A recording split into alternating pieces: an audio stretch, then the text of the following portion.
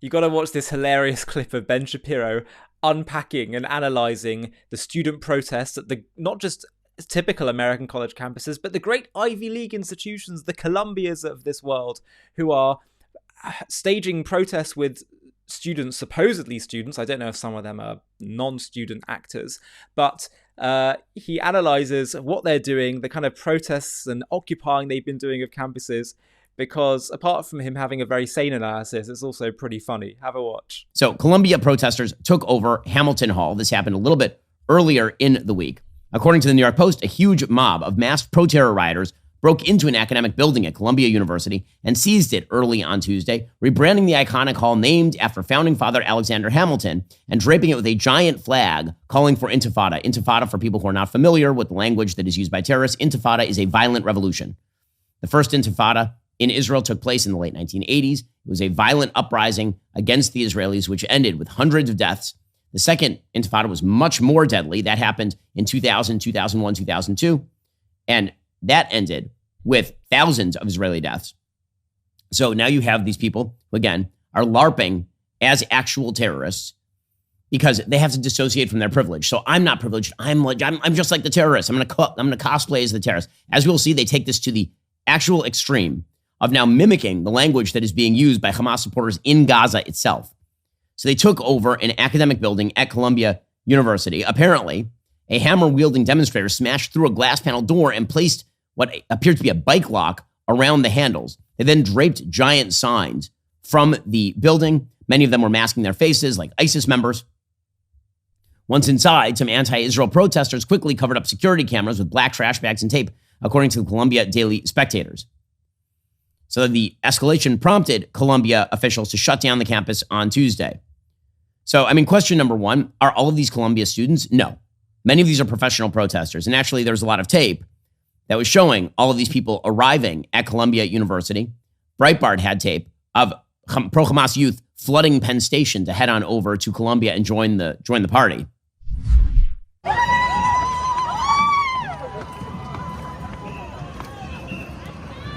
You can see there's Queers for Palestine here, charging up into Penn Station to try and join the fray. And again, it's all good times. It's fun and games for the Hamas youth. The university spokesperson said that this protest was led by people unaffiliated with the campus, but that's not quite true. It turns out there were a lot of people who are quite affiliated with the campus, Columbia professors, Columbia students who were involved in all of this. They then started cosplaying as actual members of the Gazan population. The most obvious example of this, which is actually quite unintentionally hilarious, is there is a Columbia PhD student named Johanna King-Slutsky. I didn't name her, not my fault. And she was demanding food be shipped in to the people who had just taken over an administration building. Because, as she said, they need humanitarian aid. So look at these Abercrombie-looking jackets who are wearing designer gear as they cosplay as terrorists. Look at the guy sitting behind her with the bare midriff over here. This dude with the bare midriff and the keffiyeh. That guy lasts 5 seconds in the Gaza Strip before Hamas murders him. In any case, here she is saying that she is being victimized. These people took over a building at Columbia. They actually are going to Columbia to get a PhD from one of the most prestigious institutions in the United States. You know what this lady, by the way, is getting her PhD in? Let me read you her biography. This is from the Columbia University Department of English and Comparative Literature website. Quote, "My dissertation is on fantasies of limitless energy in the transatlantic romantic imagination from 1760 to 1860. My goal is to write a prehistory of metabolic rift, Marx's term for the disruption of energy circuits caused by industrialization under capitalism. I am particularly interested in theories of the imagination and poetry as interpreted through a Marxian lens in order to update and propose an alternative to historicist ideological critiques of the romantic imagination. Prior to joining Columbia, I worked as a political strategist for leftist and progressive causes and remain active in the higher education labor movement." So this is the very definition of a professional useless person. I can think of nothing more useless than that dissertation about metabolic rift and energy circuits, according to Marx, in the pre-romantic era. My God. And here is this lady wearing a keffiyeh. Again, 5 seconds in Gaza with her friends from Hamas. Here she is explaining that she needs a shipment of humanitarian aid. The Israelis are blocking the convoys. The reason they're doing this is, again, the most privileged people in the world have to cosplay as people they believe are oppressed in order to dissociate from their own privilege. That's what this is. It would be hilarious were it not disturbing. Why should the university be obligated to provide food to people who've taken over a building? Well, first of all, we're saying that they're obligated to provide food to students who pay for a meal plan here. But you mentioned that there was a request that food and water be brought in, unless I misunderstood. To allow it to be brought in. I mean, well, I guess it's ultimately a question of what kind of community and obligation Columbia feels it has to its students. Do you want students to die of dehydration and starvation or get severely ill, even if they disagree with you? If the answer is no, then you should allow basic, I mean, it's crazy to say because we're on an Ivy League campus, but this is like basic humanitarian aid we're asking for. Like, could people please have a glass of water? There's running water in all of those buildings. There's running water in all those buildings. Also, you're not going to starve at Columbia University. Frankly, you look pretty well fed. This is a hot take here. Everyone owes you, really, you're suffering. Look at the great suffering from the bare midriff dude behind you in the Abercrombie outfit with the keffiyeh.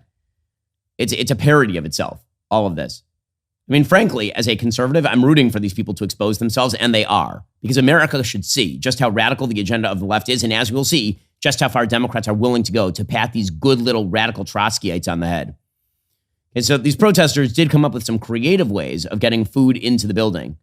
Like, for example, I swear, if ever there were a zombie apocalypse, these people get eaten first because they clearly have no life skills.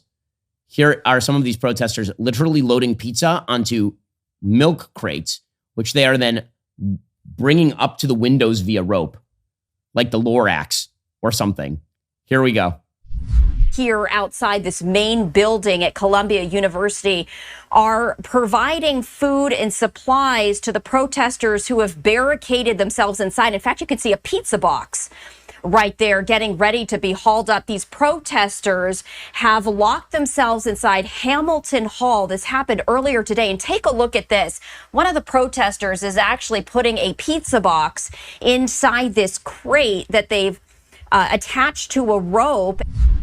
What I appreciate about the reporter's description there is it's like listening to a nature reporter discuss how a monkey is using a tool in order to get ants out of an anthill. It's like, wow, look at that. Using a tool. You're literally taking a pizza box and putting it on a crate to get pizza to your friends from Uber Eats because you're all idiots. Ben's commentary is obviously very funny. I think there's 2 points that I'd take away from what we saw. The first is, and Brendan O'Neill pointed this out in a recent interview I did with him a few days ago, and you must check it out if you haven't.